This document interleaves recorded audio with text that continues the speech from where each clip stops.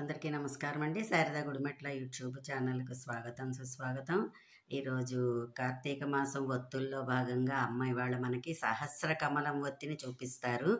అది కూడా మీరందరూ కూడా చూసి నేర్చుకుని మీ ఇళ్లల్లో మీరు చేసుకుంటారని భావిస్తున్నాను. Let's start. మామూలుగా ఎప్పుడు చెప్పినట్టుగానే పత్తిని ఇలాగ నలకలు అవి లేకుండా ఇలా శుభ్రంగా తీసి పెట్టుకోవాలి. దీన్ని ఇలాగ దారం తీసుకోవాలి. దారం ఇలా సన్నంగానే తీసుకోవాలి. దారం తీయడంలోనే ఉందండి అంతా, మొత్తం చూసారా ఎంత బాగా తీస్తున్నారు.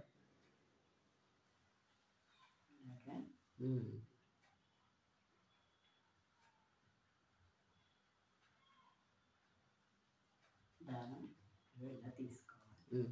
ఇప్పుడు మనం దీన్ని 101 పోగులు పోసుకోవాలి. అబ్బా, ఎందుకంటే 10 మనకి సహస్రం కదా, అందుకని 10 పెటల్స్ 101 పోగులు. అప్పుడు మనకి 1010 పోగులు అవుతాయి అన్నమాట. ఇగో ఇలాగా 1 2 3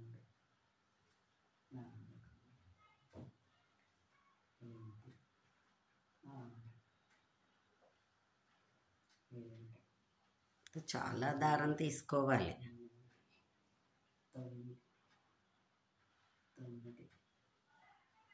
10 11 అందాక ఇలా పోసి చూపిస్తున్నాను మీకు.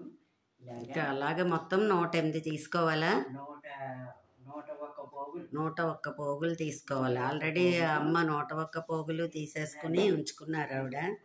దాన్ని ఇంత ముక్కలు ఆ పోగుల్ని ఇంత ముక్కలు కట్ చేసుకోవాలి. ఇగో ఇలా కట్ చేసిన కొన్ని ఇదిగో తీసి పెట్టాను.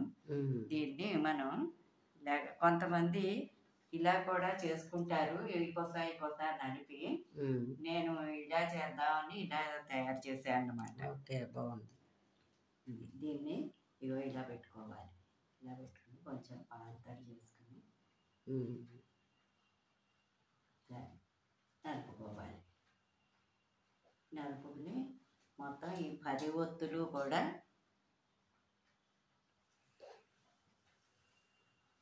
ఇలాగ మొత్తాన్ని ఇలా కలుపుకోవాలి. కార్తీక మాసంలో మనం దేవుడికి ఏది వెలిగించినా మంచిదే. అయితే ఇన్ని మోడల్స్ అందరికీ రావాలి కదా, ఇన్ని మోడల్స్ రావడం, దాన్ని శ్రద్ధగా చేసుకోవడం అమ్మ బాబాయ్ చాలా కష్టం.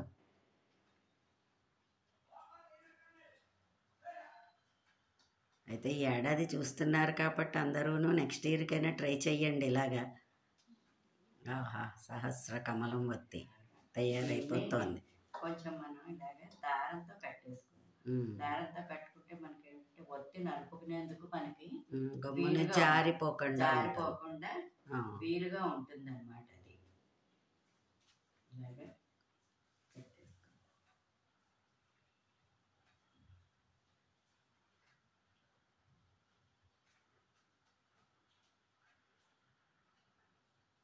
కట్టేసుకోవాలి.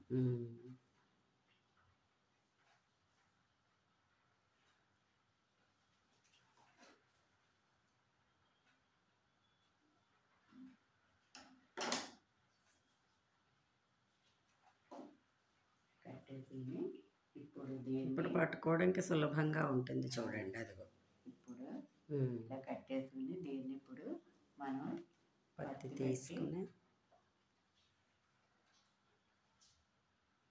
మంచిగా పెద్దగా ఒత్తిలా చేసుకోవడమే. పత్తి పెట్టుకుని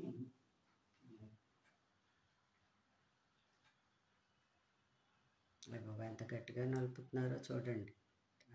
అది కూడా మనకి ప్రాక్టీస్ అవ్వాలి. జారిపోతుంది ఒత్తి సరిగ్గా అది లేకపోతే అవి ఇలాగే జారిపోతాయి అన్నమాట.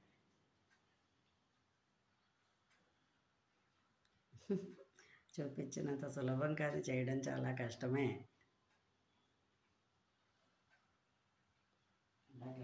రోజుకో రకమైన ఒత్తి చేస్తున్నారండి ఆవిడ. అసలు ఆ భక్తికిను ఆ ఇంట్రెస్ట్కి ముందర మెయిన్గాను.